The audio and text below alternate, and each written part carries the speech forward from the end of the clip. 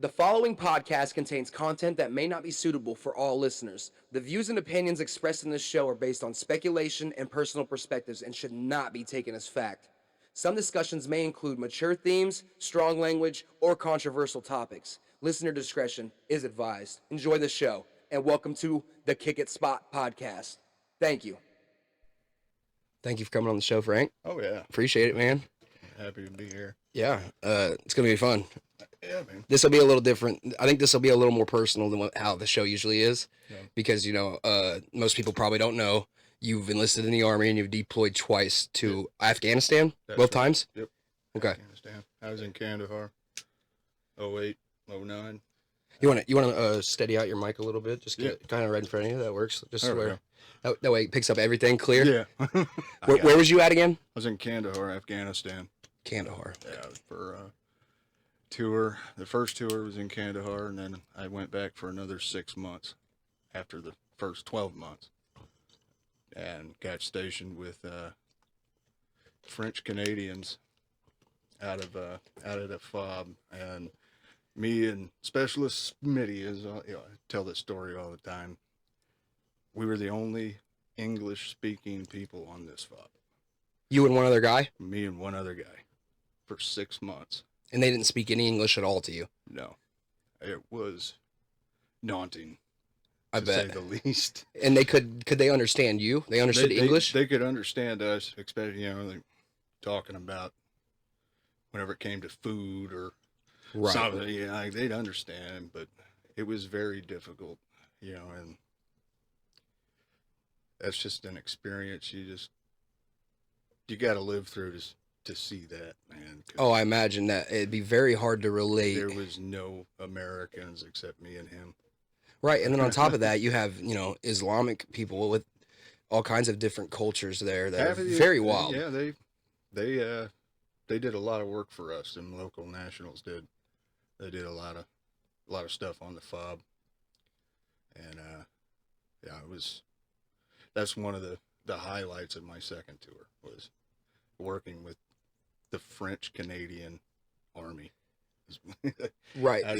So how did your first tour go? What was your specific branch of duty? Like, what were you like your job title, pretty much? I was a cook.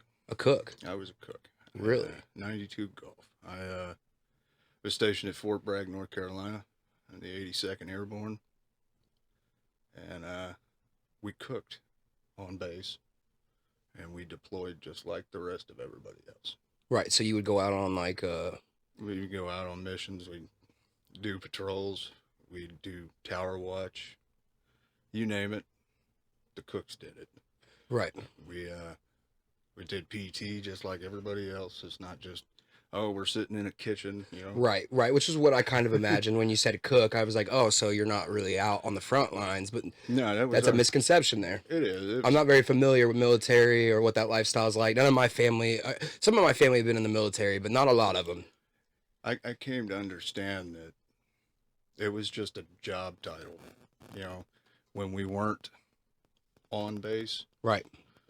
And not, if we deployed to a war zone, which in 2008, 2009, Kandahar was hot. And by hot, I mean it was not a fun place to be. That would have been during the Bush administration also, right? Right before Obama took office. Yep. Well, right after he took office. So, in between. It was not fun to be there. And obviously, no war zone is ever fun. All right. But it made it more, I don't know, like when you come home from doing some, going to the Army, or no matter what you're doing, really, if you're out on the road for a long time and you come home and everything's changed, that can take a toll on your mind. Oh yeah. And that was what really set me up for that, that second tour failure, because I wanted to stay home and now I had to go back. Right. And there's nothing you can do. You can't just say no. Like, you have to go. I knew where I was going. I've done it before.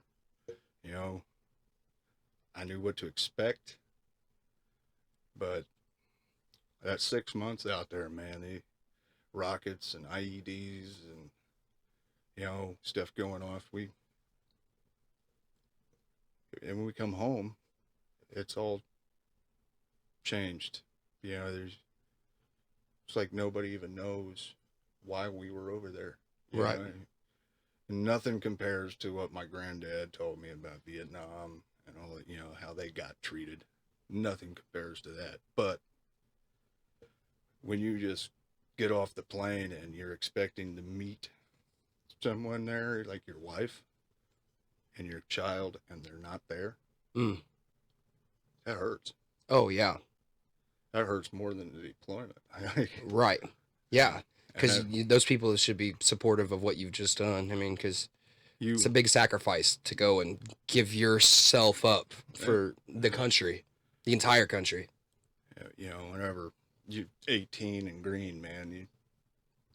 Is that when you first, how old were you when you first deployed? I enlisted whenever I was 18. I joined whenever I had got out of high school, joined it. Delayed entry program is what it's called. And I went to basic in 2019. And AIT, no, 2019. Yeah, 2009, right. Yeah. I was wondering because... I was 2007.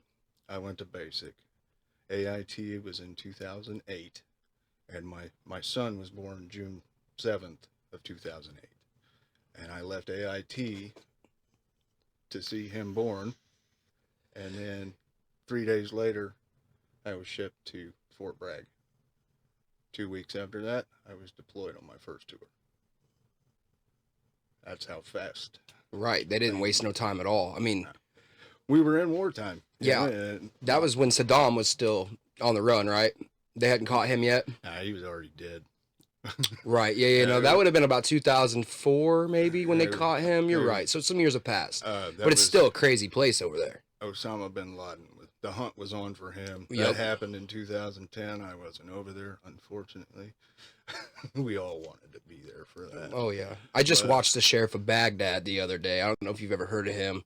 He was one of the people that actually took down Hussein and Osama. Yeah. Wow. Very interesting dude. Yeah. You meet a lot of decent and interesting people whenever you are You see, Kandahar was a base for everybody. All right, we're talking the English, Dutch people. You know, I would serve with people from Holland, obviously the French, the Canadians, both sides of their, you know, language. Yeah, English. I can never remember if it's Ottawa or Quebec, but there's different. Yeah, within Canada, right? Within Canada, you have different countries almost. Yeah, they're all, you know, and we're all in this place together, doing the same thing. Right. And anytime anything would happen where somebody would get hurt, you know, killed, and everybody would come together. And that's because we were all the same. Right. And we were here for human beings. We were here for a job, but we're all humans. Yeah. You know, and some people forget that when they're over there too, though. You can have some bad apples anywhere you go, you know. I was so young whenever I first went in. I was gung-ho, like, you know, whenever you got something to prove. You got a mission on your mind, like, here's what you're going to do. We're going here, prepare. And then you go do it. Well, you don't prepare. I don't think anybody can prepare for anything like that. You don't prepare for what happens after you're done with all this. And, right. You know, and you get out and you can't adjust. You deal with, you know, alcohol addiction. Like, you know. Yep. I drink. Yeah. I go to the VA on a monthly basis. You know,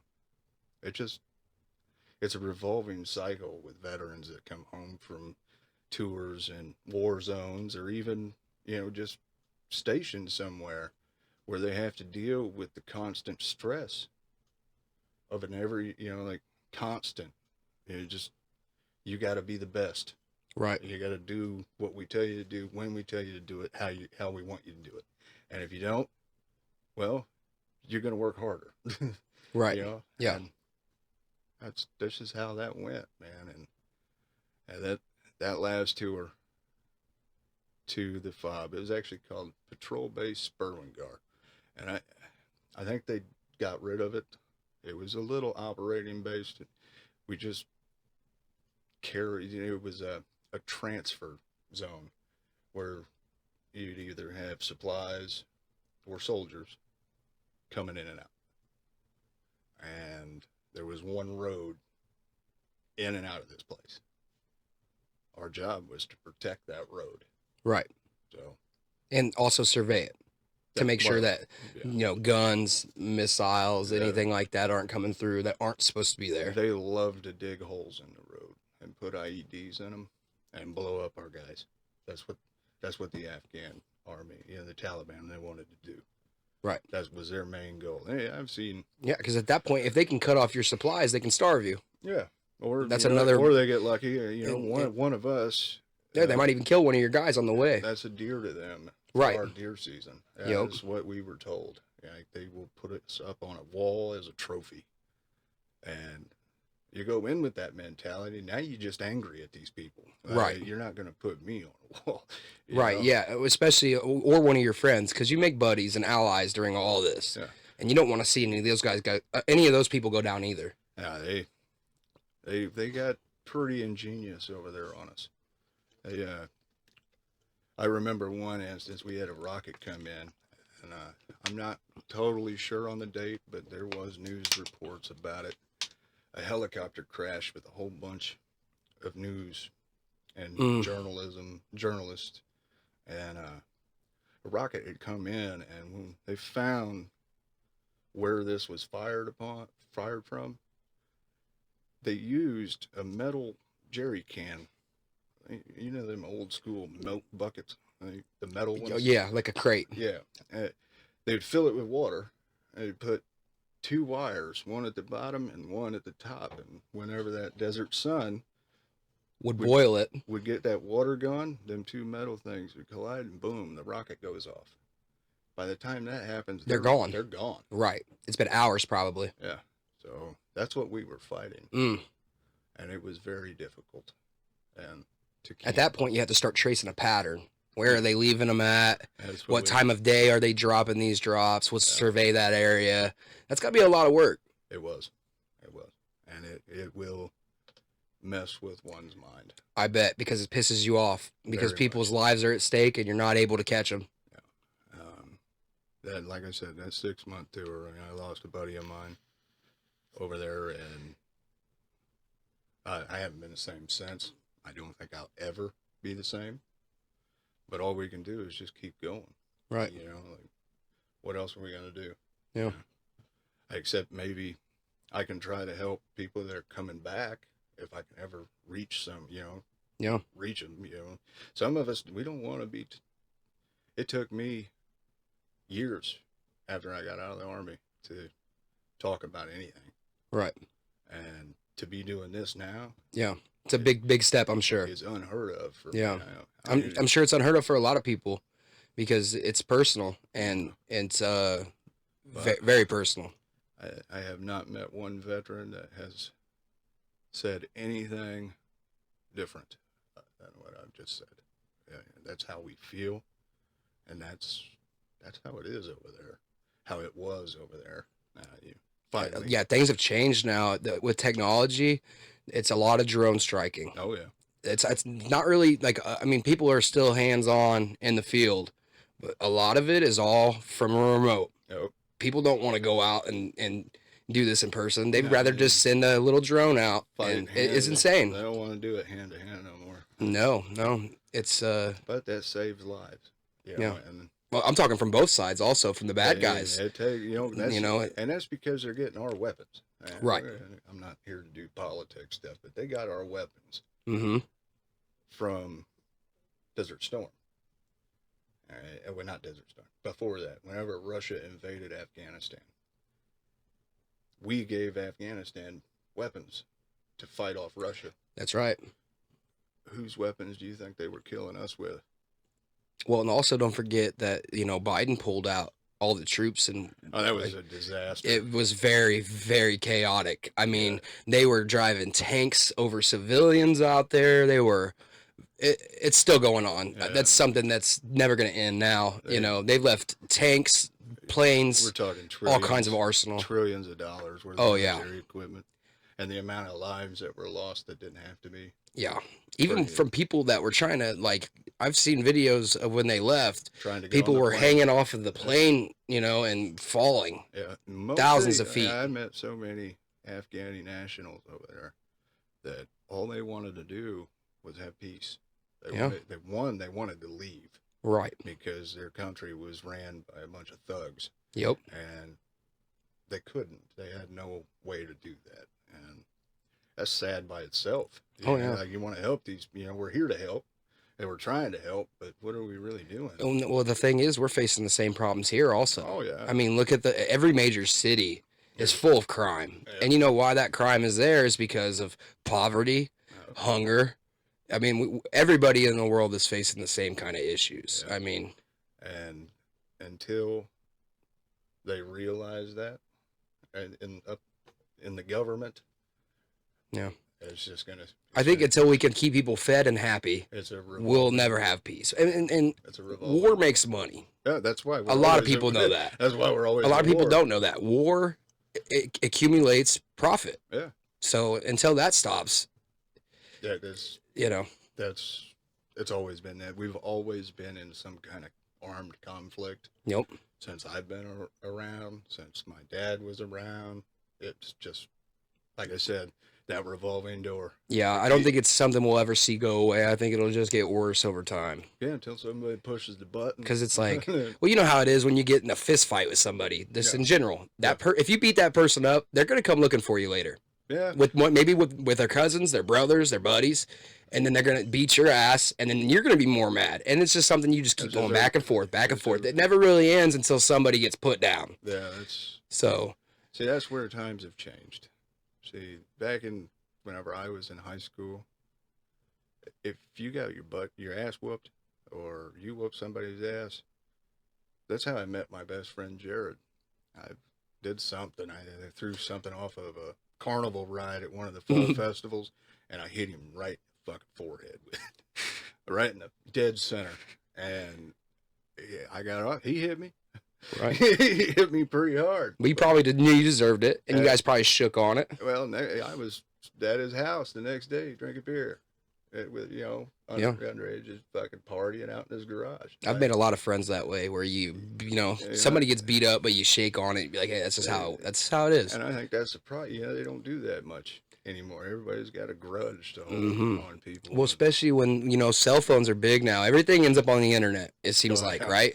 So if you get beat up publicly and somebody films it and puts it on the internet, that adds more. It's embarrassing. They're humiliated. Yeah. So you're gonna be pissed off, and you're gonna want to get back at that guy, Yeah. Definitely a different time that we're living in.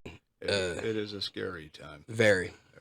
But as for my Army service, I did a lot of cooking whenever I was in Fort Bragg. We ran a defect called the Pegasus. It was ranked #1 in the Army 2 years in a row for best Army defect, military defect.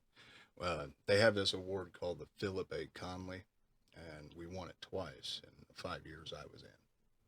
So that's one of the. So when you win an award like that, does your budget go up like a little? They give you like some kind of like funding. We get a nice ass trophy. Cool. Right. Some bragging rights. Right. Didn't get yelled at for an hour or two. Right. Right. Perks for sure. I'll take it. Yeah, that's a perk. Yeah. No, that was an experience too. We were a well-oiled machine, as I like to call us. Everything's got to be in order, and you think hospitals and restaurants have a tight code that they have to follow for health, and you see nothing till you've been inside an Army defect. It is daunting. Very To strict. say yes, everything. White glove treatment. Right. Kind of stuff. Scrubbing floors with toothbrushes. Oh yeah. Squeaky clean. Yeah, we finally jumped over the bullshit and brought out a pressure washer. No shit. Spraying this shit. Yeah. Yeah. Hey, you care if I get a beer from you? Yeah. Go ahead. Hell yeah, why not? That'll help. A little liquid courage. Yeah. Never had a Soleil 55. Yeah, I gotta watch my carb intake. Yeah. Getting closer to 40, you say I gotta watch out. Yeah. I see that. It says 1.96 car or 1.9. Yeah, that's not bad. That's not bad. It Huh? doesn't taste bad either. I don't think so. No, I love Budweiser. That's what I go to. I don't do Bud Light. I like Budweiser. That wasn't my beer choice. This damn mic. But yeah, man, I did. You know, that's pretty much my Afghanistan trip. You know, a whole bunch of different stuff all balled into one. Like I said, that 6-month tour, I did get hurt. We had it was a half of a semi-trailer, and that's where we had our internet and comms at.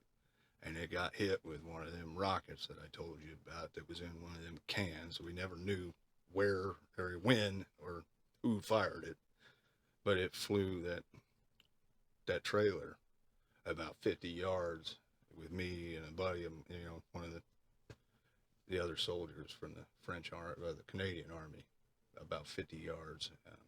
We ended up shrapnel in our arms, cut fingers, lacerations, pretty much all over my back. Yeah, I know you said something about a piece of shrapnel in your bag, slipped a disc. Yeah, I got 4 herniated discs from it. I had half of a cage, I guess you could say, in my back. The shrapnel's still there. They couldn't get it all because it's attached to my spinal cord. Right, and there was a risk that it might paralyze you if they pulled it out. Yeah, and, yeah. So.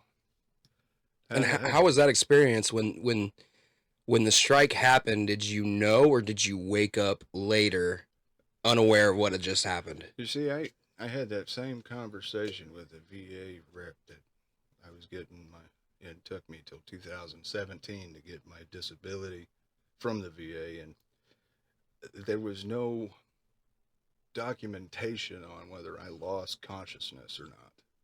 So all I remember is what they told me. Right. And they told me this in Germany on my way back home. Right, because when that happened, they It's like all my memory from that time, other than what they're telling me happened, I don't know. right. I can't tell you. I'm like Will Ferrell in that, you know, one minute, I'm flying through the air. Oh, Ricky Bobby. Yeah. Oh shit. But yeah, you're like I can't go into detail about. Right. You know, all I know is. Yeah. So well, after that happened though, so did you wake up in Germany, and this is when you start to kind of regain consciousness, thought, right? That's whenever when you're like, okay, well, I remember being in Germany. right. They said that, you know, I was like mobile, or, you know, I'm not like, Right. you know. And this is months later Yeah. in Germany. So I like literally lost a month or two of my memory, like just gone. Like I have no idea what happened other than what I was told. Right. And that's scary. Oh yeah. Like I'm going off a word people I don't even know. Like, Right. So Yeah, in a whole nother country. they had documentation of all that, and you know, they finally gave me my 100% service connection for everything. But not being able to remember like months of a certain event, and It's got to be spooky. it is. And I'm just afraid of it happening again. Like I suffer from what they call a traumatic brain injury, and that's where all this came into play, because I was talking to that representative about all this, and they, you know, had to find records and all this, and they could not determine whether I was completely unconscious the whole time or if I never lost consciousness. Mm. Like, how do you not know these things? And Right. That is what happens whenever you were stationed away from everybody that you're used to in your station with someone that doesn't know you or speak English, you know, and Mm-hmm. that was terrifying to me, dude. It You was, you mind if I smoke? no, I might do the same. Yeah, I got ashtray right here. Yeah, I could imagine that would be very traumatic, even apart from like what had happened. But then, like you said, you're around all these people that don't speak English. You probably have no idea where the hell you are, and you're worried. You know, you have a wife and kid at home. I mean, however many miles away. So that's got to be something you're thinking about, also. You know, The whole time. Like I could remember, like my life. And, you know, like I didn't lose that. It was just thank God, right? that moment. Because some people do. I mean, my mom and dad have both suffered traumatic head injuries in both different aspects of things. You know, but you know, if they take a hard knock to the head, you know, it could kill them. Yeah. So that's something they always have to be on guard about. You know, and that's it's nothing fun. no. My dad lost his memory when he had his head injury, and it was around Christmas time, and he didn't even know who the hell I was. I'm his oldest son, you know, and he didn't even know my name. Kept calling me by my brother's name, and sometimes he still does. Yeah. But you know, he's fine now. But it's a scary thing to watch firsthand. Yeah. I'm just happy that my son wasn't old enough to see everything that had transpired from 07 to 2011, Right. 12. And that's another thing also. All these people that have parents in the military, teenage kids, young kids, adults They gotta see with it. family members in the military that don't come home, you know, or Yeah. come home in bad shape. It's got to be super tough to see that firsthand, and it hurts people. It's a first person's watching somebody spiral out of control. You know, you come back, can't find a job. Which is insane. Nobody wants to hire you. That is insane. You turn to alcohol and other shit, you know, just to try to cope. And Right. whenever you do go and finally say, hey, I need some help, all they do is push meds. It's Yep. meds. I know that's what doctors do. Yep. I was told that. one Opiates night. and Yeah. They push all this shit suppressors. on us, and it just makes us numb. Like a zombie. And then Yeah. then we can't remember what we're numb about. Right. And then when you do remember, it hurts so bad is- because you've tried to suppress it so hard. And that is the number one thing, other than veterans that don't have the resources they need. I would say that reason right there we just spoke about would be on the top of the list for veteran suicide, is the VA pushing all these meds, Yeah. and either they lose access to that doctor and the meds, Right. and they turn to the other stuff, Yep. and Mind altering substances that are not good for you. and then bam, guess what? They're dead. Yeah. And nobody blinks an eye because they're just a statistic. You know, it's was it 22 a day? It's a shame. Yeah, it's about 22 a day, veteran suicides. That's too damn many. Yeah, it shouldn't be. It should be zero. Yep. What those people need is therapy, and a lot of them people are homeless. They need housing. Why is the government not supplying them housing? I asked a veteran one day. He was up in Springfield.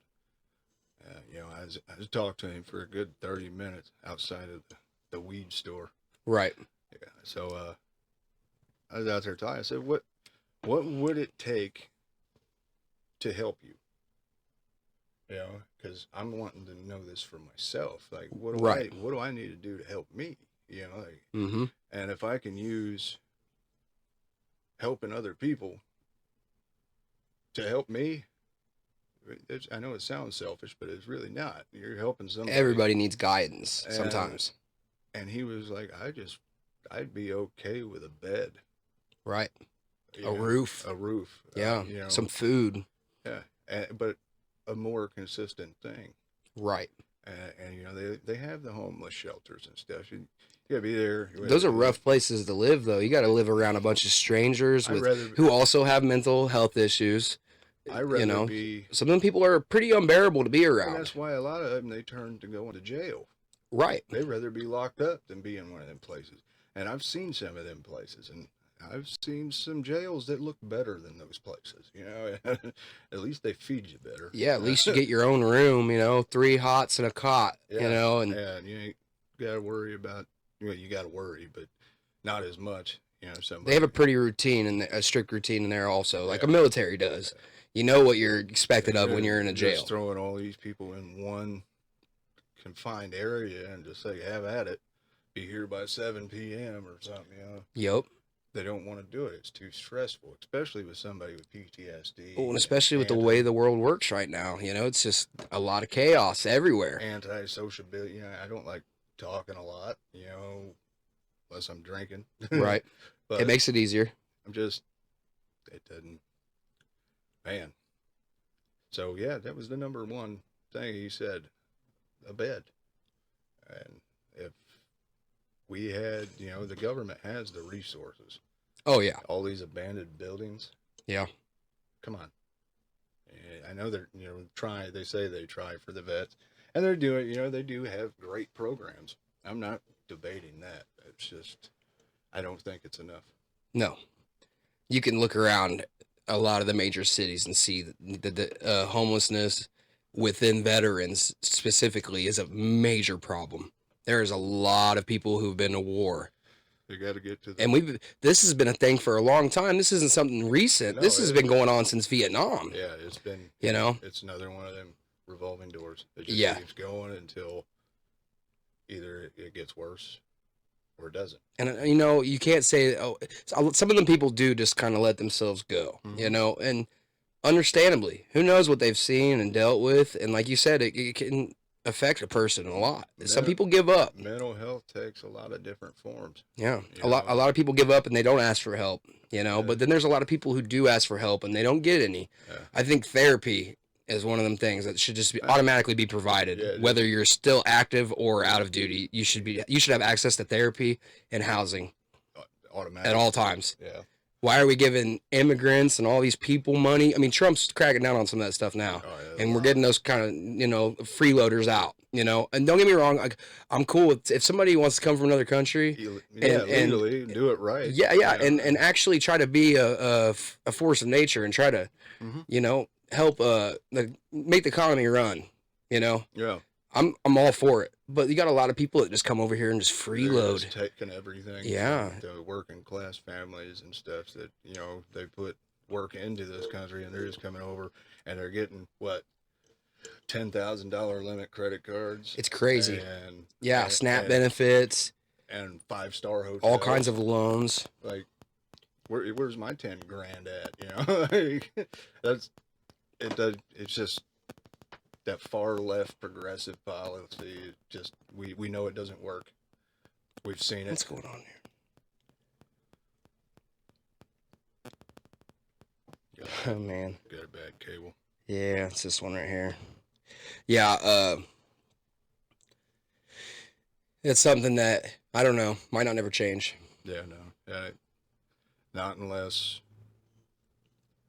No, it won't. I can't come up with nothing. We're always going to have illegals, and some of them illegals work hard, know. Well, yeah. A lot of them work hard and are good people, but then there's a lot that are murderers that come from Mexico. I mean, people that have slaughtered families, women and children, raped people, and they're over here running around right now, selling drugs, doing all kinds of fucked up shit. They get arrested and then they're released on a $500 bail. Or they just get fucking transferred right back to Mexico. And then you know what they do? They do the same thing. They come right back.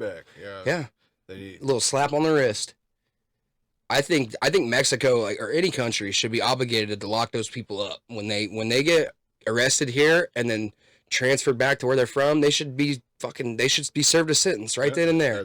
This is what you get for leaving the country. Because on top of that, those same people aren't doing anything for their own country either. No. Why are you allowing your own people to go fucking thrive somewhere else without putting money into your country? It's crazy. And that's what the Taliban did. If somebody was, if an American citizen was to do that, the border jump and go run off somewhere, there would be some kind of consequences. Look how many people have been arrested and detained in Russia for years. That one guy, 20 years he was sentenced for a weed pen. Oh, that was Brittany Garner. That one. Yeah, she was in the WNBA. Yeah. and they let out a trained assassin Yeah. to get her out Yeah. over a weed pen. It's pretty crazy. Yeah. She was in there for about 2 years, I think. Yeah, that's long. And as she should. You fucking know better. Yeah, Come on. Why are you traveling to a country with... I get one thing if you forgot to check your pockets, but she knew she was taking that weed pen with her. Yeah. So it's like, come on, man. They literally have drop boxes for that kind of shit now at the airports where you can drop off any kind of like drugs and with no penalty. You know what I mean? Yeah. So she knew better. I'm saying, I don't think that's a good trade. The 2 years though, it's a little steep for these. The other countries are going to do it though. Why can't we? That judge recently stopped Trump's deportation flights to Venezuela. I haven't heard about that. Yeah, the whole plane full of people. He was ordered to stop and turn around and bring them back for due process. After they'd already taken off. They were already in flight. What in the fuck? Yeah.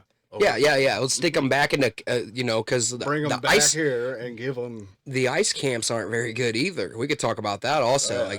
Women and children and, good people are in there and they're not eating well. There's women who are having children inside of these ICE camps. Mm-hmm. What in the fuck? Yeah.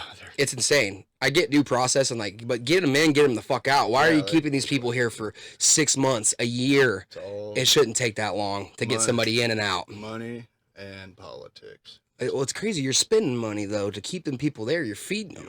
You're giving them medicine if they're sick. So there was a lot of cases where people weren't getting the medicine they needed and they died. Oh yeah. In those camps, and it's shameful, is what it is. Yeah, and our representatives and lawmakers should be ashamed.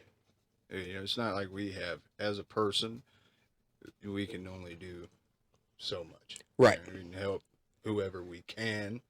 Yeah. But they're the ones that make these policies that allow these people to do what they're doing. And until that changes, it's all going to just be, again, I'm saying, the revolving door. It's just gonna keep coming back to bite us in the ass. Yeah. But yeah, I don't think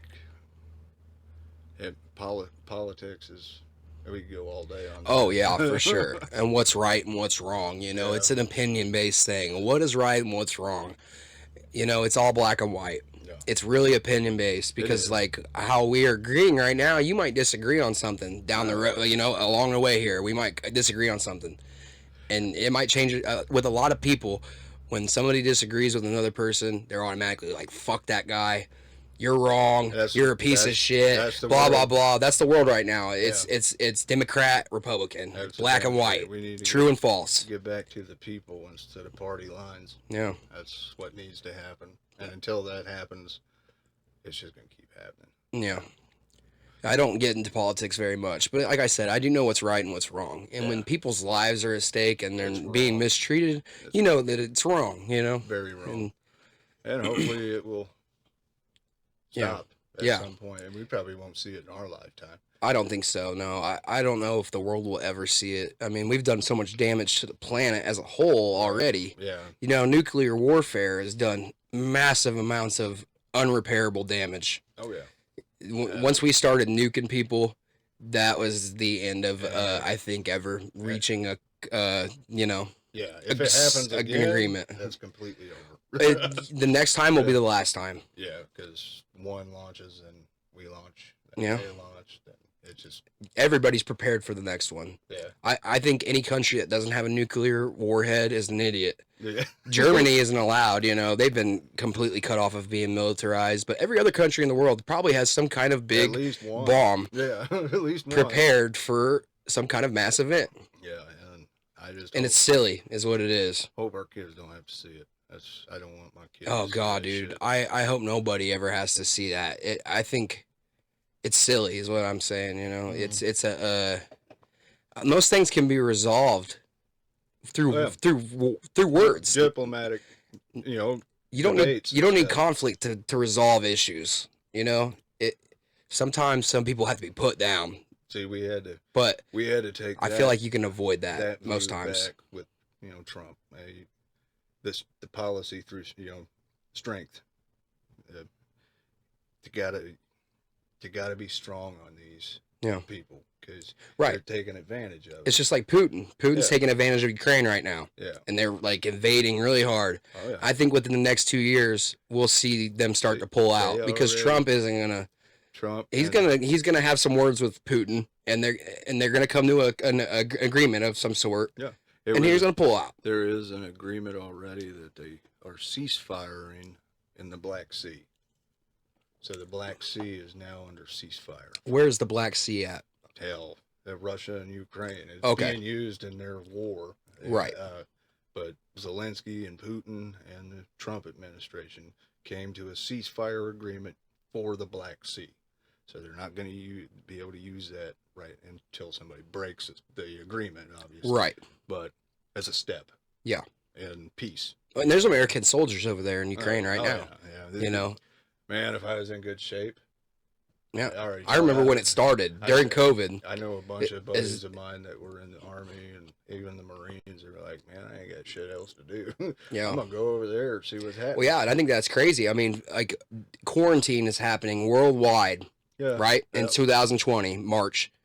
And here comes fucking Russia. Yeah, just breaking into Ukraine. It was so... Fuck masks, fuck quarantining. No, we're taking your shit while the world's at a standstill. Yep. And it's scary. It is. I watched a lot of that shit firsthand for about a year. And then, you forget, life moves on. We got enough going on here. Yeah. And the next thing you know, you're like, holy fuck, dude, it's been 5 years they've been over there, and people are being bombed. Yeah, and there's and killed. Millions of people dead. Yeah. Like, lives that you can't get back. Yeah, and they're just going to And it's going to hold grudges. People that live over there are going to be pissed off at Russia forever. It's something that's unforgivable. You tell me Japan. It's just like how the Jewish community. Tell me Japan doesn't hold a grudge against us. Oh, 100%. Their kids have fucking Agent Orange. Same with our, Well, a lot of American people came back, and Agent Orange caused cerebral palsy, tons of mass birth defects. I mean, it's shit that, it'll linger on forever. Oh, yeah. It's because it was an unforgivable thing to do. Yeah. That nuclear bomb. Dumping chemicals on people, burning things. They did that in Vietnam, that Agent Orange, my granddad. Yeah, and I get that was to clear the fields out because they were hiding in the tall grass. Oh yeah. You know what I mean? So they had to figure out how to eliminate their cover. That World War II bomb. Look what that led to. Death. That's all it deals is death. Yeah. And this is how I think. It's our world. This is where we live. Yeah. Yeah. As a veteran, I have to say I can't practice democracy. I only defend it. Yeah, that's what I was taught to say. Yeah. And I believe it. Yeah. But I just wish if everybody could give just a little bit more of the good in them. Yeah. Maybe we have a chance. Yeah. Maybe. I ain't saying for sure, but if everybody would just do something nice, one day just. Yeah, but a lot of people haven't had the best upbringings. I get that. They've been dealt bad cards, and they're sourpusses. I get it. They don't know how to be compassionate because nobody was ever compassionate with them. Oh. Nobody was ever nice. There's a lot of people like that never have had anything good come their way. So they're spiteful. They just have this agenda of like, fuck everybody but me. Because nobody's ever been good to me. So why do I care about anybody else? They hold the grudge. And it's sad, Those are the people that you really got to like look out for and throw an arm over. Yeah. Sometimes that little gesture of like kindness can go a long way. Hey, I'm here for you. Yeah. I get it. And it's the same with the homeless VAs and, all the people that, that's what they need. They need therapy, housing, and a little bit of love. Yeah, that's all. That's all we need. Yeah. And you'd see that number of suicide go down. Yeah, it'll trickle. Yeah. Hopefully with time. Yeah, I don't know. Who knows? Like I said, a lot of people don't like Trump because he's sexist, racist. He's a businessman. At the end of the day, he knows what the hell he's doing when it comes to financial services. Oh, yeah. So I think that's a big issue, like I said, because like crime rate is high in places of poverty, hunger. If you can eliminate those things, you'll see it start to dramatically drop. And same with, I believe in, weed should be legal everywhere. It should. Sometimes I don't like to smoke weed a lot. I'm not a stoner anymore. I used to be when I was a kid. But like now, like sometimes I get really pissed off is having a bad day. I smoke a little bit of bud. I forget all about it. Yeah, if everybody smoked one, they'd be all right. Yeah. See, I can't. I'm not saying it's a permanent solution to a big problem, but it could help. The VA doesn't recognize, well, the federal government doesn't recognize THC as a legal drug yet. Right. So the It's been declassified though. It's no longer on the drug list. The but VA cannot allow us to use it while giving us certain medications. It's crazy. So either we smoke the bud and we lose our meds, or we take our meds and don't smoke the bud. They give us a choice pretty much. Right. And it's not much of one. It's an ultimatum. Either you do, you don't. And if you get a medical card, you also lose rights to your FOID card. Yep. They'll consider you like a psych, Mm-hmm. It's crazy. Yeah, I had got my medical card there whenever weed first got legalized, and I couldn't use it.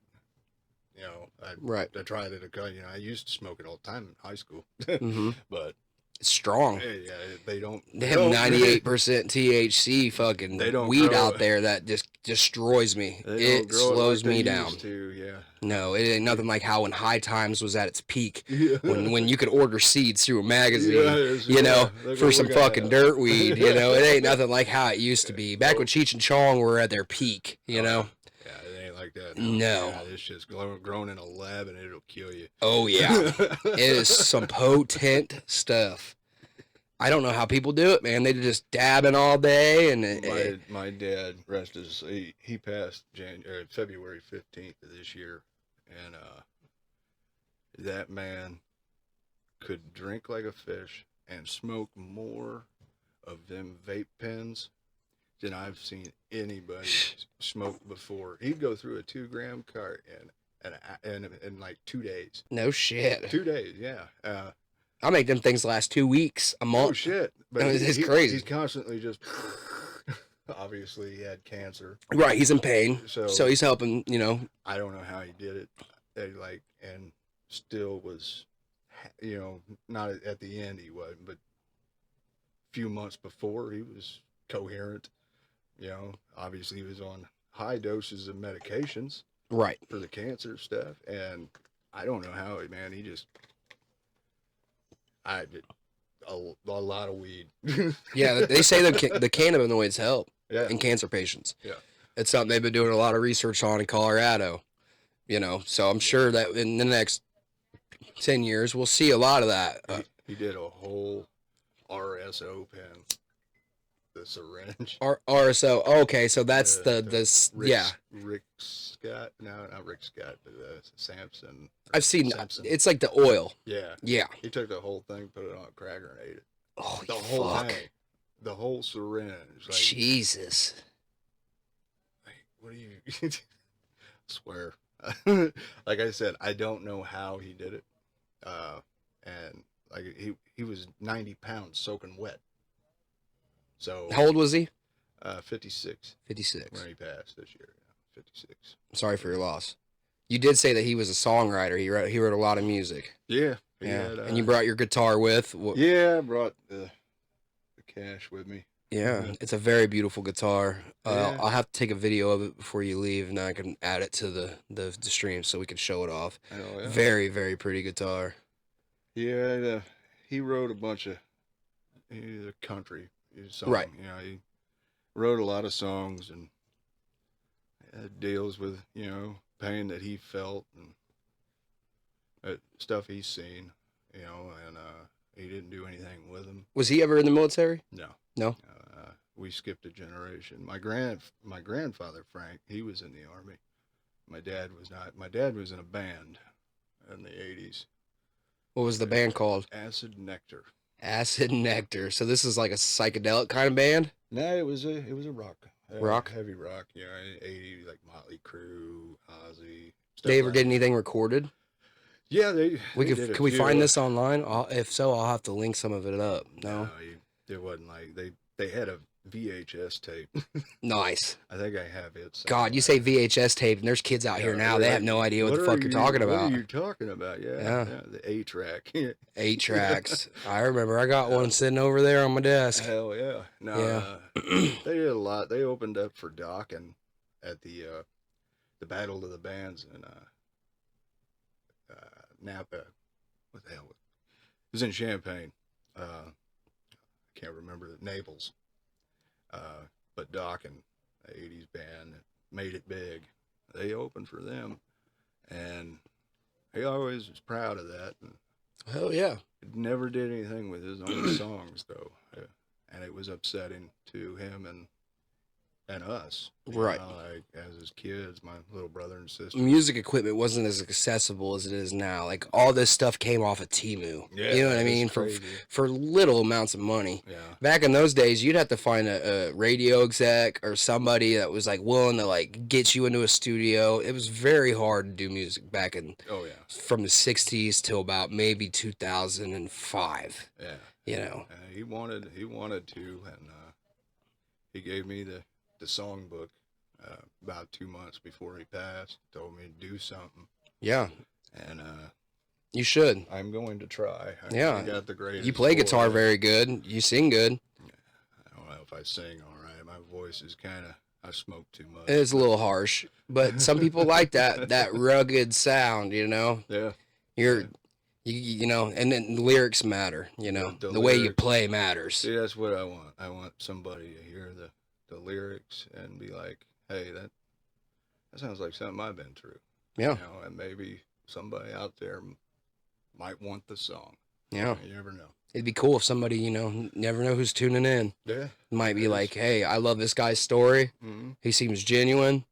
You know, the music's good. Let's take a shot on him." You never know what's going to happen. Yeah, that's. It's a wild world we live in, and it's all based on chance and Yeah. fate and, you know. I call it the American dream. Yeah.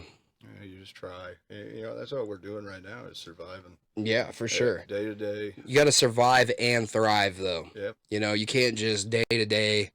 Not me personally. Some people do it. Some people go to an office and commute home Can't do every day. That's all they do with their time. All ever. My days are It can't be me. I have too much energy and goals and aspirations and a lot of people that love me, that want to see me do good and succeed in certain aspects. So You gotta keep I try to going. utilize my time. That's what you gotta do, man. And I love doing this, Oh, you know, yeah. having these one-on-ones. It's very unique, and it's Well, it gives something you- it's something I'm very passionate about. I love doing these interviews. Hell, it gives you a new perspective on things that maybe you didn't have a perspective on before. Right. And in a way, it brings me and whoever comes in here, it brings us a Closer. little closer. Yeah, Yeah. It's that's- something we'll never forget, Exactly. you know? Yeah. And that's one way to help people. For sure. I think your interview will help a lot of people. I'm sure there's a lot of people out there that feel the way you do. I have a buddy, shout out to Josh Nash. You know, he's been out deployed and he's got signs of PTSD and he won't talk about it a lot. Yeah, that's, You know, it hurts him We do that. to go back. So he does it, So we shut you down. know. the So I've field. seen it firsthand within certain people. Oh yeah, we shut down certain things. Yeah. It's just, it's one of them. Just don't ask. Yeah. Won't tell you about it. That's right. It's one of them things that just kind of like come to you, you know? Yeah. Hey, if it comes out, it comes out. Like, Yeah. And at that point, you should be willing to lend an ear and listen and try to understand, you know?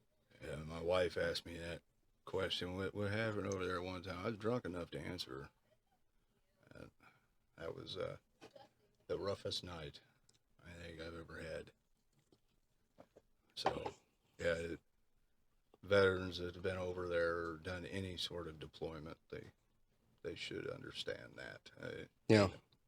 Yeah, and that's crazy that, like, it's that deep. You can't even be super personal with your, like, your significant other. Yeah, You know, somebody you should be able to tell anything, right? Because you're building a life together. You know, it's somebody you should be able to lean on, and it's that detrimental that, you know, we that, don't want to feel. and you don't want them to feel bad for you either. Yeah, we don't want to feel the guilt or or Right. like a burden. Yeah. I think is what I'm trying to say. Yeah. And some stories, veterans have they're liable to give people, different thoughts of a person's, A false impression. and we don't want that, so we bury it, Right.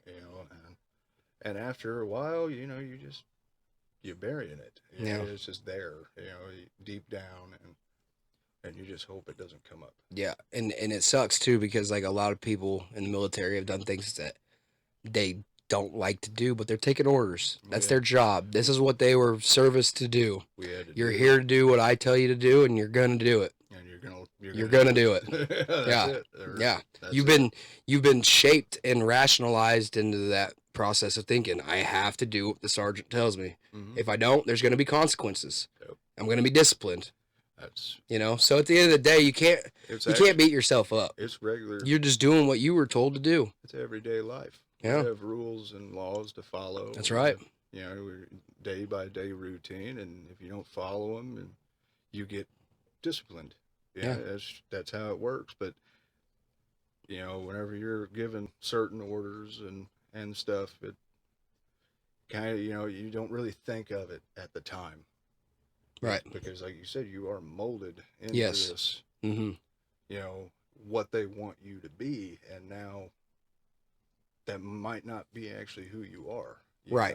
But you're like a robot. Yeah. Like, you're going to do this, and that's that. Yeah. And then whenever you get out, like I said, it just all hits you at once. And you never know how things are going to play out either. Mm-mm. When you're presented a task, a job, something to do, you never know how it's going to play out. Mm-mm. It might play out in your favor. It might not.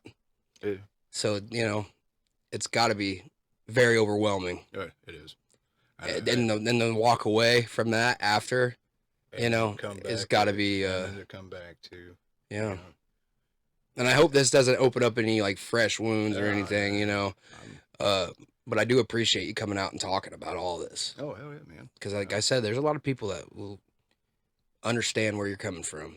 And hopefully it helps aid them Yeah, in that's- some kind of, That's you to know, either go seek somebody to talk to, yeah. at least. And I'm always here if anybody's feeling some type of way. You can feel free to reach out to me on the show. There's always a description, and it has my email. If you feel like there's nobody else to talk to, you're more than welcome to come out here and talk. Oh, This yeah. is a safe place. You know what I mean? I try to build this as a nice place where people can come and be themselves. Yeah, That's what you get. That's perfect, and it's just gonna go up from here. I hope so. I hope you do something with music. I don't really have the equipment to record you, but I have that.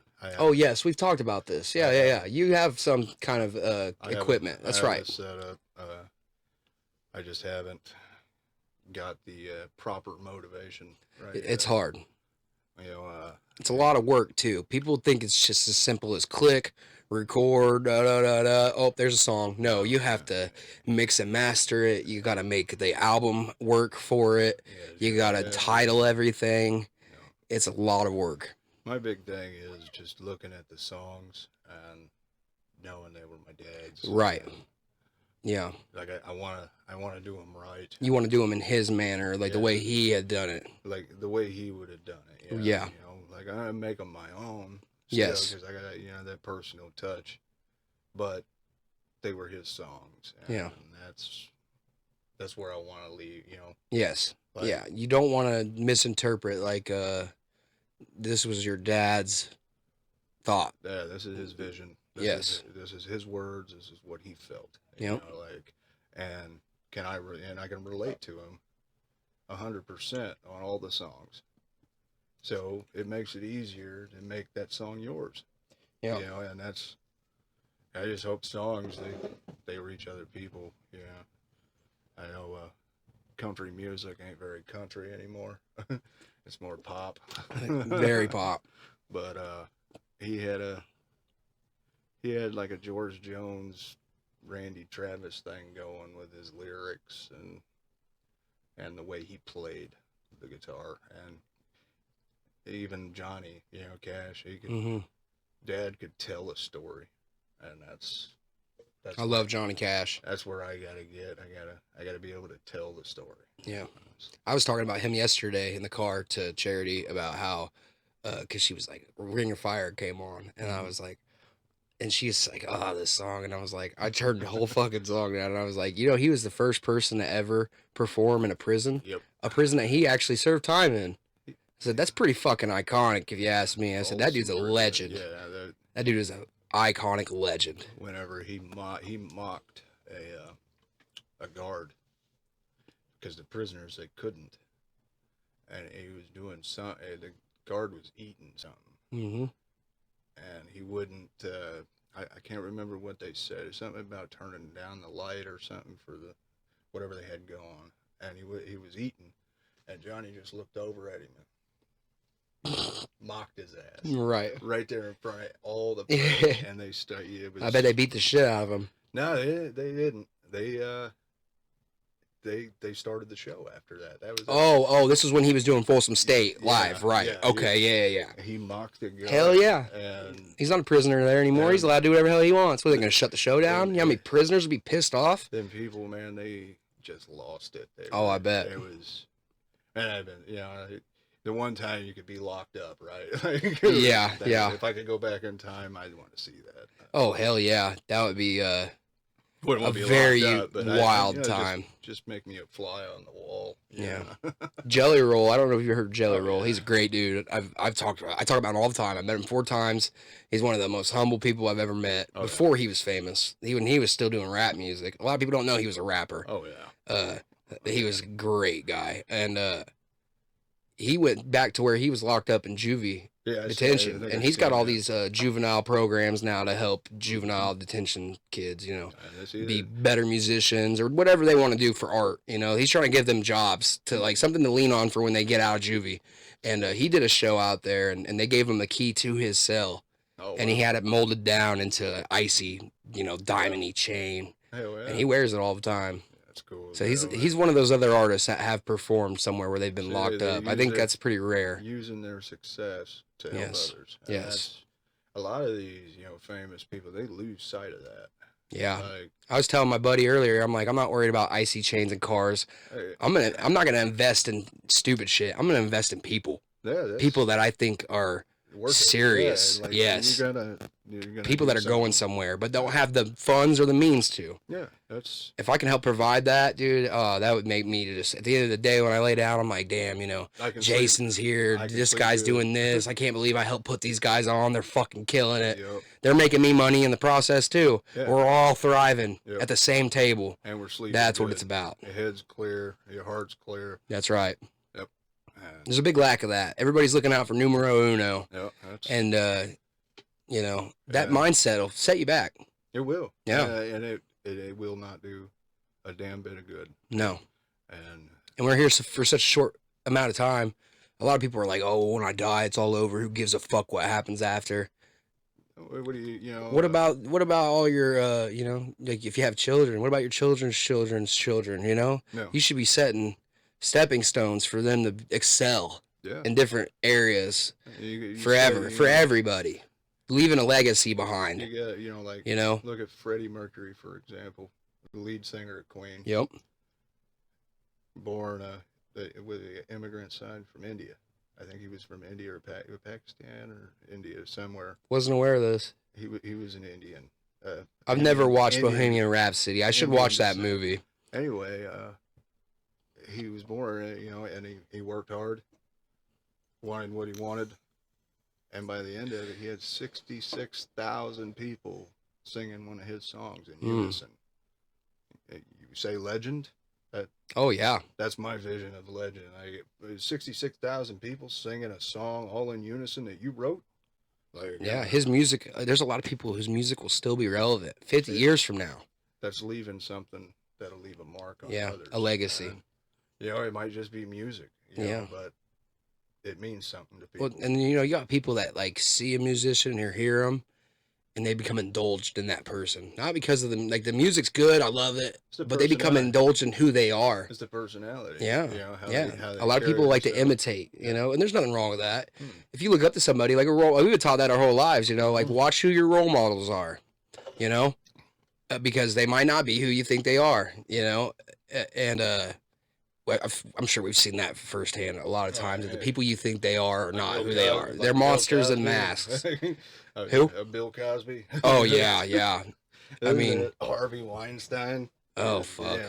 I'm Yeah. just saying, not my idols, but Right, you right. know, like, But some people probably did look up to them. a lot of people. They watch Cosby every morning. Yeah. 90s. I remember watching Lil Bill when I was a kid. You remember Lil Bill? Oh yeah. Yeah. Yeah. That was. I grew up on the Sesame Street, and I mean that's crazy. That's still a thing, you know. Yeah. And all this is happening, and they did all that, and it's hard. It's wrenching. You can't believe it. You know. Like, yeah. Monsters in masks. See, I was a lot of human beings walking around right now pretending to be somebody they're not. See, I was with these ulterior motives deep down in their core. Oh yeah. That are super negative. I was watching the show yesterday about my wife has this thing with the docuseries, documentaries. Mm-hmm. A lot of those out right now. But John Wayne Gacy from Chicago. Yep. Normal person. Everybody thought he was the greatest guy ever. Look what happened with him. Man, it makes you kind of sick. Yeah. To think we're living among people. Look at Dahmer. He was just a child, dude. I don't know if you've ever seen the Monster series on Netflix. It's like a live action. That was one of the most, I think, most accurate representations of what a serial killer's thought process is. The way they did. He couldn't understand love, dude, because his dad had left for work and his mom took his little brother and left him alone for 6 fucking months. Yeah. After his dad taught him how to fucking chop up animals and do taxidermy. Yeah. He didn't know he was doing anything wrong there. He thought, okay, something fun to do with my boy. Yeah. But something snapped in him when he taught him how to do that. Yeah. He didn't have a hobby before that, so he was just hyper fixated on dead things. And then his mom left him alone for 6 months. He lost sight of what being loved was, and and he turned into what he turned. He turned into a monster. Yeah. And at the end of it, he realized what he had done was wrong. Oh yeah. And he got baptized. This is crazy as hell. The same time when John Wayne Gacy is being executed to death, a solar eclipse happens, right? Yeah. The sun goes in front of the moon. John Wayne Gacy is executed at the exact same moment they baptized Dahmer. Oh. And then his one of the guys he was in prison with kills him like days later. Yeah. After he had like washed off all of his sins and shit. I think I heard religion is like very iffy and touchy, and it's one of them things that nobody will really understand until after we died. You don't know if heaven or hell exists. I believe in heaven and hell. I've seen demons, and like monsters. It's a demonic thing. Like when that happens, it's something evil, right? Yeah. So it doesn't necessarily have to be, in a physical. No. Or it could be spiritual for sure. Anything, like it could take a shape of that. Right, the shell of a soul. Well, you got the soul within a shell of a man or a woman. Literally, like, just see the life just not there. Mm-hmm. And then if you've ever been around anyone that, like, can you imagine sitting across a table from somebody who's killed multiple people and they have no remorse? Doing one of them interviews, like Gacy before he was executed. Yeah, when they'd set the tape recorder on the table you just imagine, and just try to dive into who they are. That would give anybody trauma. Oh yeah, just talking to them. I don't even. Yeah, I just never understood how people could, but you never know. We don't know how people think. Yeah, and the doctors, they try. Psychiatrists, they try to figure it out. They got no idea. No, it's and I think it starts with childhood, 100%. When you look at how a child is raised, they become a monster along the way. Something takes their innocence away. And they snap. It's and then they're just lost. Yeah, is what it is. And it's crazy that the structure of consequences goes out the window with those people. Yeah, they don't. They know that what they're doing is wrong, and there's a good chance they might get caught. They don't give a fuck. No, they're gonna do what they want to do because they have a craving for it. Yeah, and it's something inside of them that they have to fulfill. They have to have it. They gotta feed the habit. Yeah, it's It's like something. an It's addiction. a monster, maybe, and maybe they're not even a monster. Maybe there's a monster inside of them. It's just feeding on that. Yeah. The fear of another person taking something from somebody. It's- It's sick, It you is, know. and But it thrives them.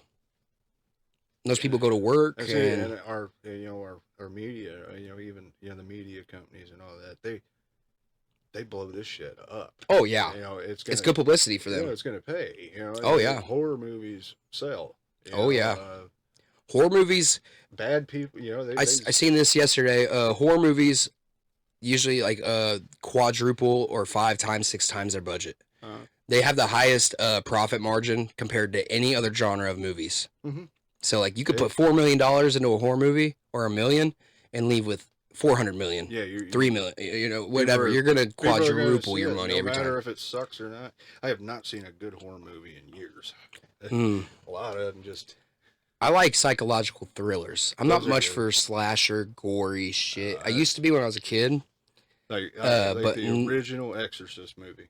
Oh man, Like, what happened to movies like those? edgy, You know what I mean? crazy soundtrack playing. Yeah, like whenever You're on the edge of your seat the whole I time. was fortunate enough to see that in theaters with my dad. They brought it back. One of them, throwback things. Yep. And that telephone rings whenever she's walking through the kitchen. That scared the shit out of everybody in the theater, dude. And they don't make movies like that No, anymore. They don't. It's all blood in your face Yeah, and these graphics. Yeah, there's been some good ones I've seen in the last few years, but something I think we're missing is goofy movies. Like back when I just watched Adam Sandler on Joe Rogan Experience the other day, and like he was like, yeah, he's like, I like doing the goofy movies, and he was like, he said when he was at his peak, who else was at their peak? Jim Carrey, Robin Williams. Like what happened to all the funny people? Like we don't see a lot of goofy movies anymore, where people are just being silly and having fun on I think it's because people are so woke. I think It's probably hard to be they're afraid that they're gonna get canceled. right. Yeah, They can't say what they. we'll never see movies like that ever again. Live Falk took place as well. He lost Robin Williams. Adam Sandler lost, Chris Farley. Oh yeah. That took a toll on it. They were good friends. Yes. So, so much bad shit happens. Funny drops a little bit. Yeah. And I think that has a play in it too. But mostly they're afraid to Yeah. speak what they want to do. You can't be yourself anymore Yeah. without somebody having. One with as something to serious say. as everything is these days. I think we're seeing like everything's goofy and silly is just on the internet, on TikTok. It's all that brain rot that you're scrolling all day. Yeah. I think people's attention spans have shortened a lot. And they don't. So they're just like consume as much as I can right now. There's so much to look at. Just take it all in all at once. So people are spending 8 hours, 12 hours. I mean, I'm on my phone a lot, but I'm doing work and business, and But there's a lot of people that are just doing this all fucking day, and yeah, they're just scrolling. Doom scrolling is what they call it, where you're just like endlessly consuming. They're like zombies. Bad shit. They're like zombies. Yeah. They just drawn to it. All day. I can't. I get a migraine. Me too. Yeah. Some of it's funny. It makes me laugh. But then I'll watch it. But then I'm like, I'm not learning anything here. I think like somebody was talking about Alzheimer's and stuff, and how learning new things every day will help keep that away. Oh yeah. You got to keep your brain very active. You need to retain new information all the time. Got to retain it. Yeah. You got to retain. But when you get when you hit an age of like where we are, where we're grown, now we have to start dumping stuff off. So like it's weird how your brain will determine what's important and what's not. No. Like obviously like people that are close to you, you're not going to dump memories off of them unless they're insignificant to you, So like when you learn something new, you have to drop something off. So it's like, what's really important at the end of the day? The people you love, the things that interest you. That matter most. Yeah. Your integrity of like certain situations, like how you present yourself. Yeah. Those are all important things. Everything. Yeah, what happens when those go out the window? Like with a serial killer, like what happens when like they stop caring about those kind of things? Humanity's lost. Yeah. And we have nothing to look forward to. Yeah. And that's scary. I Very. think that's, that's scarier than a nuclear bomb, is people giving up on other people. Mm. That's scary. Yeah. So. We see that all the time. Well, we don't personally, but in the city, I mean, look how bad the drugs have gotten. You got people shooting up needles in the street where kids are getting dropped off of the bus to walk home. And they're walking by all these junkies just fucking with needles hanging out of their arms, people overdosing on fentanyl right in front of everybody, and nobody gives a shit. They're just walking past them. It's insane. Yeah, It is crazy. I would never be able to do city life. Me either. I couldn't do it. I could not. I would if I had to do it for work, Yeah. but it's not somewhere I'd want to live. It'd be somewhere I rest my head to make it convenient for me to get to where I'm going faster. Other than that, I want to get the fuck out of there. There's just too much going on. Yeah. I want a nice spot with a big yard and fucking all these rides I can whip around and fish and fucking mushroom hunt, whatever I want to do out in the middle of nowhere. That's what I want. Me and my wife, we're moving somewhere peaceful. We're moving to Tennessee here in a couple of years. Hope, that's the plan. Nice. Buy a house down there in the mountains. Fuck yeah. Away from everybody. Yeah, dude. You wake up in the morning, fucking step out, butt ass naked, fucking nobody around. Fuck yeah. That's the dream. That's a dream for a lot of people. Hell yeah. Some people have dreams of just packing up in the RV and just driving everywhere. It's different for everybody. We thought about that too. Yeah, it's everybody's. An RV. What? It's hanging up. Oh, right there. Can we pause? Yeah, you want to pause? Yeah. I need to. Go. Yeah, you're good. Go ahead, buddy. You're all right. When you come back, we'll go ahead and we'll knock your song out. Cool. Yeah, I think we've talked about a lot. I think that's a very good interview. Really? You can just set these right there. Yeah, dude. I think a lot of people are going to love it. Yeah, I got to piss. Hey, you're good, dude. Move whatever you need. Fucking here, I'll help you out. Oh, shit. 20. Drink one, piss 20. That's good. Mm-hmm. Hell yeah, bud. I really appreciate you coming out here and doing the show. Hell yeah, man. Thanks for having me. Yeah, man. It was interesting for sure. Yeah, we covered a lot, and yeah. I'm sure I have more. Yeah. You got anything you want to talk about specifically? No. You got anybody you want to shout out? You did say something about your wife's in the middle of writing a novel. Yeah, my wife is writing a novel. She's been working on it for a while now. It's a one of them dirty romances. It's an X-rated horror romance novel. Nice. And it's going to be pretty good. Hell yeah. I am not going to No, disclose much information yet, but whenever I get that. Yeah, I would love to have a copy. Yeah, we will definitely be sharing that to Yes. everybody we know. I think she's looking forward to that release. So has she already published it? Like she's getting it out now, trying to figure out who's going to publish? Well, yeah, she's going through the final stages of the edit. Awesome. And then that's awesome. We'll go from there. It's going to be available on Amazon and all that good stuff. Yep. But that's a little ways away. Yeah, right. She's got. It's definitely a process. Takes a while to edit. Oh yeah. And do but she's very passionate about it, like everything else she does. So shout out to you, Mary. Cool, man. She sees it. Yeah, I'm sure she'll watch. I hope she would tune in and listen. Me too. Yeah. That would be a kick in the balls. Yeah. There's a lot of people who don't, man. I'm sure, like that. Like I said, it's a lack of love. Yeah. Some people don't get the love they deserve, and I just try to give everybody their flowers. Yeah, Mary. If they ain't gonna get it from them, they'll get it from me every time. Mary's my rock, dude. She puts up with my dumb ass. Yeah. So, my rock's sitting out there. She's pretty cool, man. I love her. I ain't deserving of it at all, but I'll take it, and I won't let go of it. That's what you got to do. Yeah. And you find somebody to, be there just, for you. That's right. No matter what, that's something that is worth holding on to. That's right. Yeah. There's a lot of people in the world looking for love, and they're never going to find it. It's and all it sucks. mostly the wrong places. Yeah, sometimes they find the wrong ones. They- but I've they- done that a few times. I've been in and out of relationships. I fucked up relationships, and I've learned from them, so. Usually they'll find you. Yeah. That's what It's always when you least expect it. Somebody comes rolling up. I was at the Waffle House off of Fort Bragg, and there was Mary. No shit. I've been married ever since. No way. Well, together. We were Right. married in 2012. We got together in 2010. Yeah. So, yeah. Waffle House. Over an all-star breakfast. She was drunker than a skunk. So was I, though. Right. Hell yeah. That's awesome. Yeah.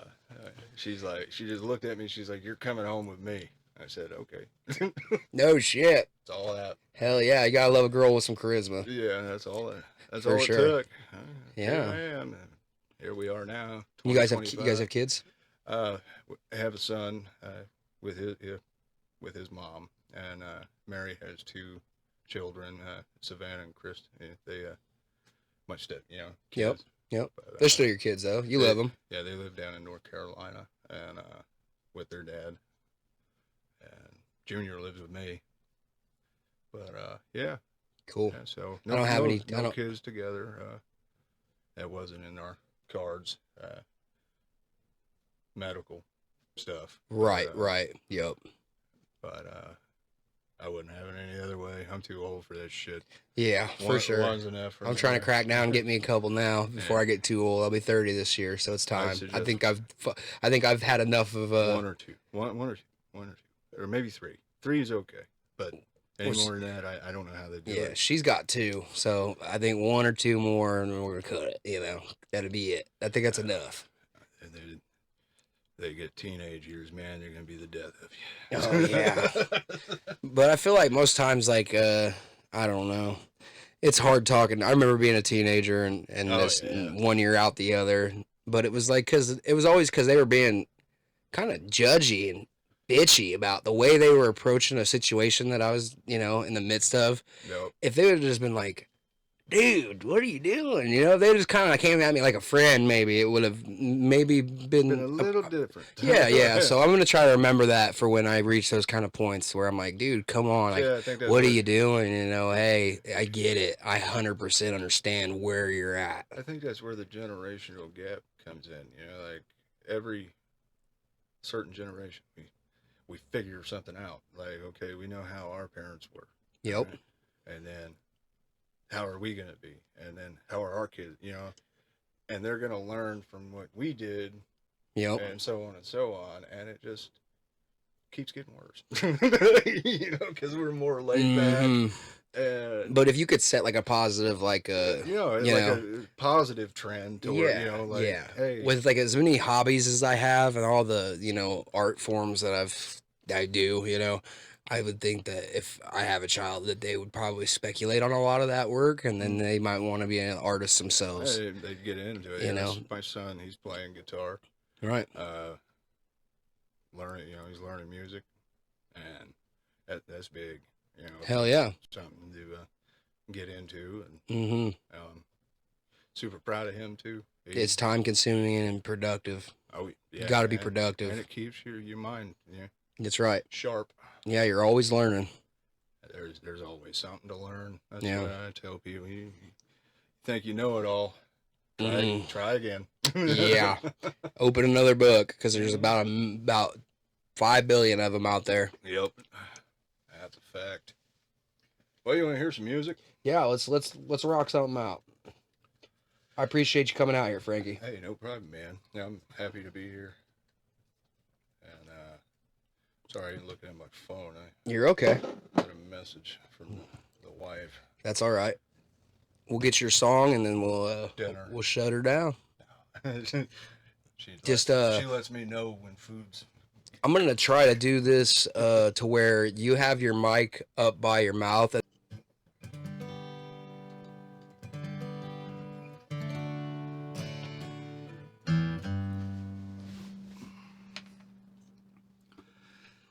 All right. Don't judge the voice. Can you hear it? Yeah. song's called Do You Remember Me? My dad wrote this.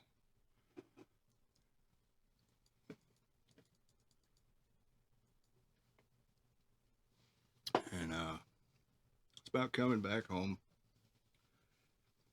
finding out a person you loved is no longer there. I hope it sounds good on the stream. 10 years ago today, up and moved away. This little old town that I'm now driving through. Lord, it has changed a lot. And I have to. There's a house where I was raised, grass I used to mow. Across the road is the ballpark. Man, could Jimmy throw? Wonder if he's still around. I'd love to know. Do you remember being crazy? Racing cars and being cool.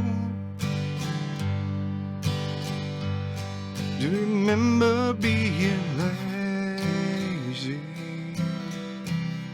when it was time to go to school? Do you remember smoking cigarettes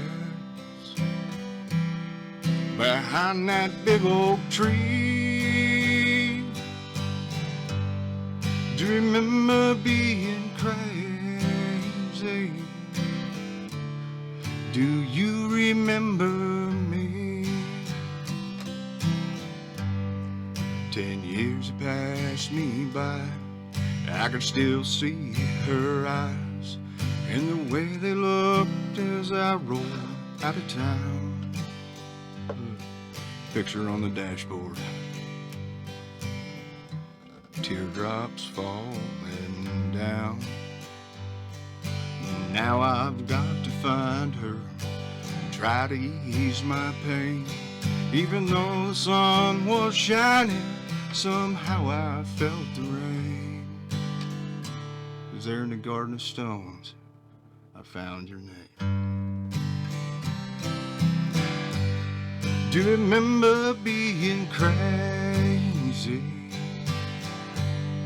Holding hands and running around.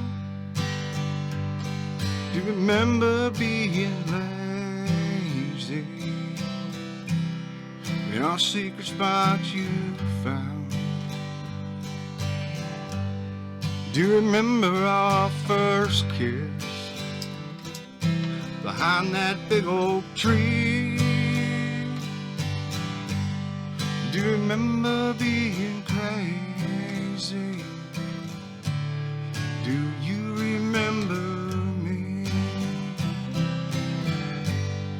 Do you remember being crazy? Do you remember me?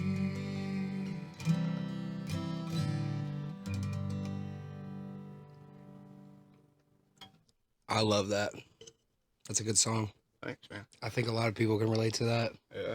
Yeah, dude. That's, A lot of people get forgotten along the way, yes, they do. especially people that you've like deeply connected with. That's a very deep song. I really like that one. No, Yeah. cool. Do you remember me? Yep. Fuck yeah, dude. I love that. Your dad had a good way of putting it. Yeah. Yeah. It's one of the ones that I'm hoping to get out Mm. there. Yeah, dude, for sure. I can think about like when I go back to Beardstown, that's where I'm from. I spent 18 years over there. It's, you know, I don't like to go there very often, but when Yeah. my mom lives there, so I do, you know, and then when I get there, I'll see, you know, damn, there's an ice cream shop here. What the fuck? Ooh. Save-A-Lot's changed. Family Video's gone. Everything's This, different. that, and the other. Fucking, my buddy's house is not there anymore. It's like, Oh, yeah. whoa, you know? Everything's changed. Yeah, but then you start to think about like where they're at, and you wonder if they've thought about you, you know? Yeah. And then you even realize, damn, I haven't thought about them Yeah. in quite some time. Sometimes you got to get that reminder Yeah. to And you To find go out back. that they're not there anymore. go Yeah. back. Sometimes you got to go back. Yeah. Yeah. That's it. That's where like I said, I'm working on getting I said I don't have the greatest voice, but the lyrics is where it's at, and I just want people to hear it. Yeah, man, I loved it. Awesome. Yeah, it's very relatable. Oh. Yeah, and it sounded really good, dude. The way you, even at the end of it, when you just lightly strummed it out, that was very clean. I loved it. Yeah. Cool. What was your dad's name? Frank. Frank. Yep. You guys are all Franks. You're the third. Yeah. No. Because you said your grandpa's name is Frank, right? My great granddad as well. Oh, okay. I'm the fourth. My son is the fifth. Wow. Yeah. 5 generations. That's crazy. Yeah. So what's that make him? Not a senior. It's he's a junior. Junior? My dad is a junior. I'm a senior. My son's a junior. Right. Okay. So it's okay, that makes sense. I've never nobody's done that in my family. I have my grandpa's name as my middle name. Every firstborn boy in our family has been named Frank for as long as anybody has told me. So Pretty cool. we just kept it that way. Yeah. And That's awesome. we're just a bunch of troublemakers. And yep. Yeah, you know what they say about apple won't fall far from the tree. Fuck, no, they won't. Nope. Sometimes it's rotten fruit. I just You seem like a good apple, Can though. I get an apple? You seem like a good dude, Frank. I'm glad you came out here, played your song, your dad's songs. Yeah, man, I hope you can get this stuff recorded and put it out. Dude, people are going to love that. Yeah. I hope. I really do believe that. But, you know, in this day and age, you just got to promote it and put it out there. You got to start getting yourself out there. Yeah. You know, there's a lot of places around here that love to have you come out and play, and I can connect you with all them people. So, yeah, I just want to get the songs out. And like I said, I got to I want to do it right, you know, and get it done for Dad the way he didn't, you know, or couldn't. yeah. You know, or, you know, and, yeah, so that's the plan. I'm going to record the shit out of it. Hell yeah, man. Put it out to the world. I can hook you up with artists and whatever you need, man. I'll try to help you. Just reach out. Fuck yeah. That sounds good. Thank you for coming out, Frank. I really appreciate it. We're going to get you to sign the tap and we're going to end this show. Alrighty. Here's a marker for you. Wherever you want to sign, man. Don't be scared to pull it either. You can pull it and, you know, make sure that it's all straightened out for you. Oh, yeah. I'll go under this guy's name. Yeah, there you go. He's the one that introduced you. Yep. I'm glad he did. Me too, man. This is fun. Nice. Cool signature, right? It's chicken scratch. It's okay. I know it's kind of hard to write on, but, you know, it's mostly for me. Whenever the 2025 ends, I'll fold it up, and it'll be something that comes with me wherever the podcast goes. It'll just be like an extra thing, just to remember, you know, where I started. So This thing will be full before you know it. I hope so. It's getting there right now. It's got some names on there. So, Hell yeah, man. you know, I appreciate you coming out, Frank. Hey, you too, And, thank you for sharing your story and being vulnerable with everybody. And yeah, it's important that we do that. That we wear our heart on our sleeve a little bit. And people more than likely to open up to you. You know, Yeah. and talk to you. That's right. And yeah. Thank you, buddy. Great to be here. Hey, I'm sure we'll be kicking it more. Oh. You know, Oh yeah. this is only the second time we've met. Yeah. You know? I'm already in there. Yeah, I'm glad. Your story was when you told me that morning, I was just like, wow. I was in awe, and I wanted you to tell it, you know, because it is important, you know, that we touch base on those kind of things. Yeah. So. You gotta know it, and hopefully it'll get better soon. Yeah, I hope so. All right, buddy. Thank you so much for coming out, Frank. That's right, man. Hey, thank you, everybody.